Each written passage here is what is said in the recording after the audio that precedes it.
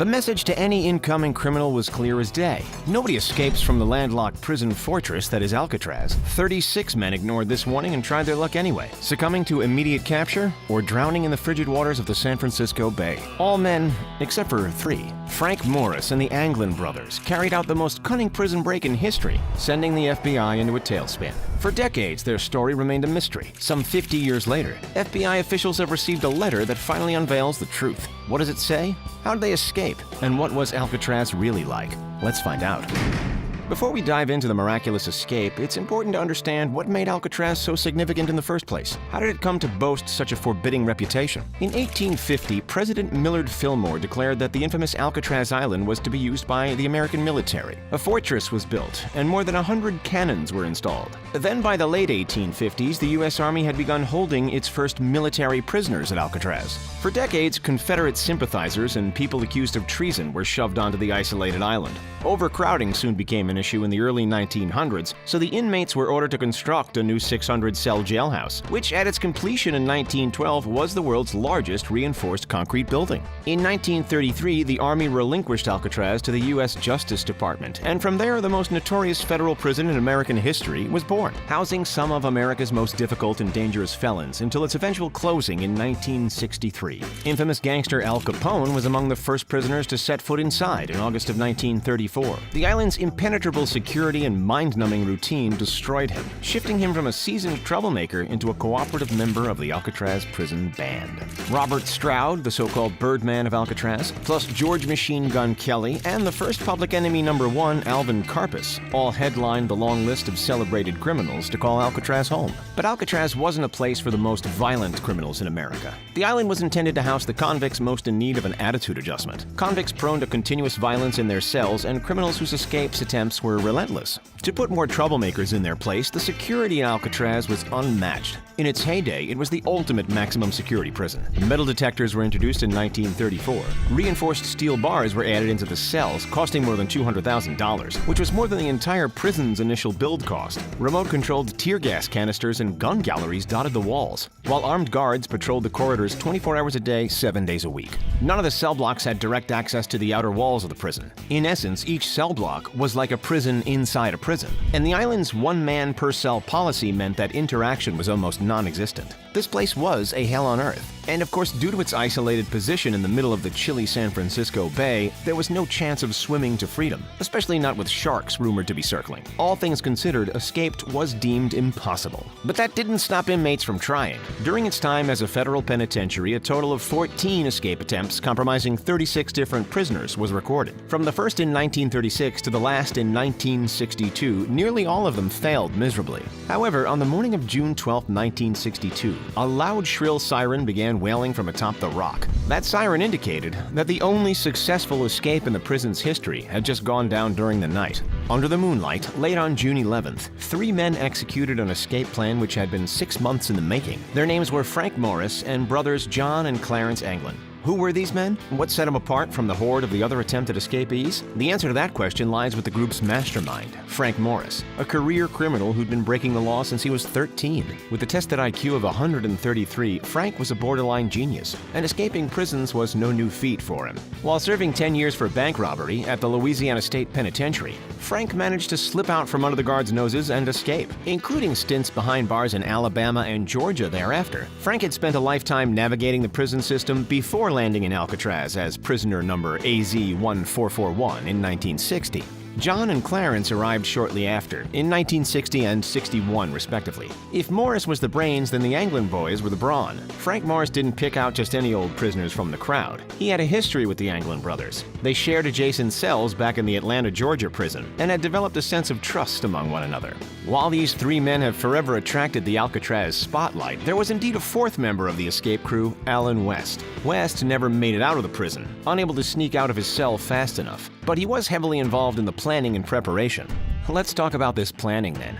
How do a group of hardened criminals sneak out of a supposedly inescapable fortress? The quartet had begun laying plans for the escape 6 months before D-Day in December of 1961, when Allen West allegedly found some discarded saw blades in one of the utility corridors while cleaning. Using those saw blades as well as metal spoons stolen from the dining area, the inmates chipped away at the cement around the ventilation grills in each cell until they were large enough to squeeze through. The Anglins inhabited adjacent cells, as did West and Morris, which allowed for the inmates to take alternating shifts, with one working and the other one on lookout. They'd start at 5:30 p.m. and continue till about 9 p.m. just prior to the lights out count. To avoid being spotted, the holes were covered with papier-mâché ventilation grills made from magazines from the prison library. And in order to mute the noise, Frank Morris would play his accordion. Behind the cells was an empty, unguarded utility corridor. This became the makeshift workshop for the inmates, storing over 50 raincoats that had been acquired, some donated and some stolen, which they carefully stitched into a 6-by-14-foot raft. Then there was just one more piece to the puzzle. How could they ensure that the roaming guards didn't notice their absence? The answer? Dummies. The team fashioned together crude but lifelike heads, constructed from a homemade cement powder mixture of soap and toilet paper, and then decorated them with paint taken from the prison art kits. And for the final touch of authenticity, human hair from the barber shop. When the cold, dark, fateful night of June 11th rolled around, it was time to make a break for it. The dummies were placed on the prisoners' pillows. They squeezed through the holes one last time, slid down a kitchen vent pipe, and then climbed 2 successive 12-foot barbed wire fences. By 10 p.m. that evening, they had vanished into the thick San Francisco Bay fog, never to be seen again. Well, or so we thought. The FBI and local authorities spent 17 years working on the case, investing hundreds of thousands of dollars and seemingly endless hours. They found the remains of the raincoat raft on Angel Island shortly after the escape, as well as a small plastic bag containing the Anglin's personal items, but no signs of evidence thereafter. Despite years of investigation, no credible evidence emerged to suggest that the men were still alive either in the U.S. or overseas. So on December 31st of 1979, the FBI officially closed the case and presumed the trio had drowned. However, one letter received in January of 2013 rewrites the entire story. Perhaps the trio really did make it out alive. "My name is John Anglin," it read. "I escaped from Alcatraz in June of 1962 with my brother Clarence and Frank Morris. I'm 83 years old and in bad shape. I have cancer. And yes, we all made it out that night, but barely." He even said, "I will write back to let you know exactly where I am." This is no joke. In return, he asked for the cooperation of the FBI. He wanted a 1-year prison sentence, during which he could get treatment for his illness, and a widespread TV announcement of the deal to avoid any last-minute screw-over. John's letter also claimed that he was the last living escapee, suggesting that Clarence died in 2005 and Frank in 2008. When this piece of evidence came to light, interest immediately reignited. However, it begged the question, was it legitimate? Could it be trusted? In 2013, at the time of the writing, John Anglin would have been 83 years old, so yes, it was plausible. The FBI ran a DNA test on the letter, yet they found nothing conclusive. They couldn't prove that it was John behind the pen, but they couldn't prove that it wasn't him either. According to the recounts of Allen West, the quartet had intended to cross to the mainland from Angel Island, steal clothes to replace their prison uniforms, and jack a car to make their getaway. While the authorities didn't find proof, if this letter were to be true, then that plan was executed perfectly.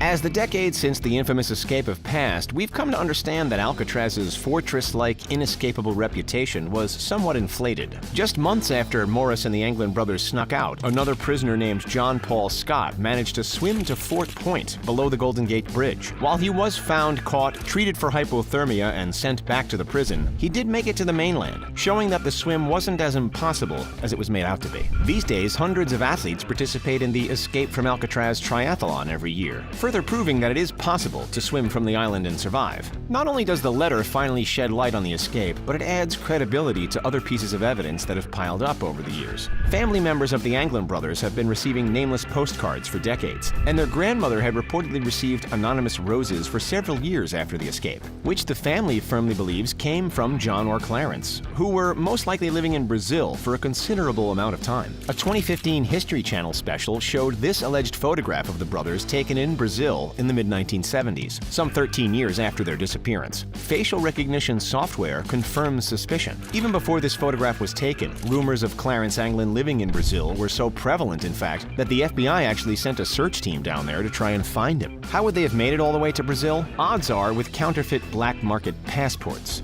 for which the average price is around $1,500. How would they have got the money for something like this? Count on Frank Morris to have coordinated with outside sources. Remember, this guy was a certified genius. So the Anglins were allegedly in Brazil. Meanwhile, in 1968, someone claiming to be a former classmate of Frank Morris approached the police and told them that they'd bumped into Frank Morris in Maryland, who now sported a beard and a mustache.